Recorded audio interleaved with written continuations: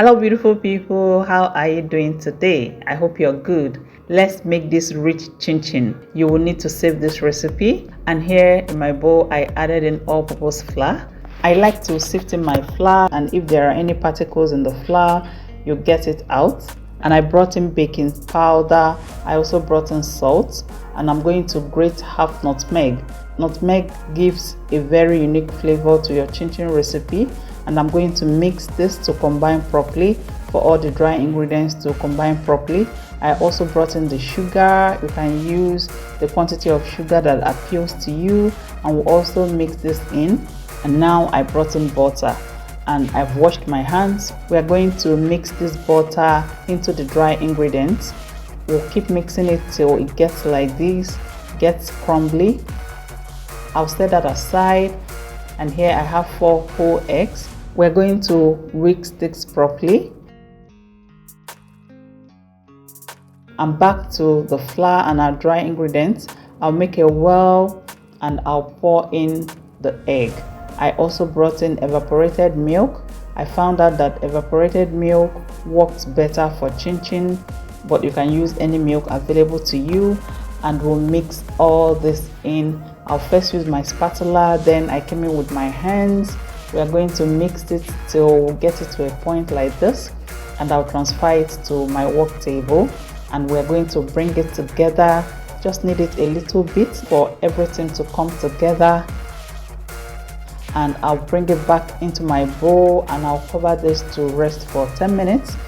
And this is after 10 minutes the dough is relaxed. And in my work table, I will spread out some flour, and I'll bring in some cut out dough. I also floured my rolling pin, so this will help the dough not to stick to the rolling pin and on my work table. And we'll spread it out. Spread it out not so thin. And this is the size of the dough. You can decide to use your knife or your pizza cutter to cut this dough, but the pizza cutter works for me anytime. First, we'll cut off the edges, and gently we are going to cut the chin chin. Observe how I'm doing this. If it's your first time, it might not be this easy, but with time you'll get perfect with this. And I also sprinkled a little flour on top of the chin chin.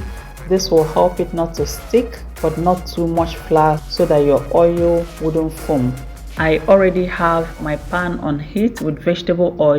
You can use any oil of your choice, and you will need hot oil for this chin chin. To test if my oil is ready, I'll first drop in 1 cut out chin chin. If it floats immediately, that tells me the oil is ready. Otherwise, I'll have to give it some time to come up. And quickly, I'm going to stir this vigorously so that the chin chin will not be stuck to each other and there wouldn't be any underneath burning. And we'll fry this on medium to high heat. You have to keep stirring it from time to time till it gets golden brown in color. Also bear in mind that when the chin chin cools, it's going to change 1 shade darker. And I brought it out in my serviette paper to drain out some of the oil. Then I'll transfer it into a bigger tray for air to enter and for it to cool completely. So if your oil is foaming when you're frying the chin chin, you will have to reduce the eggs and the butter.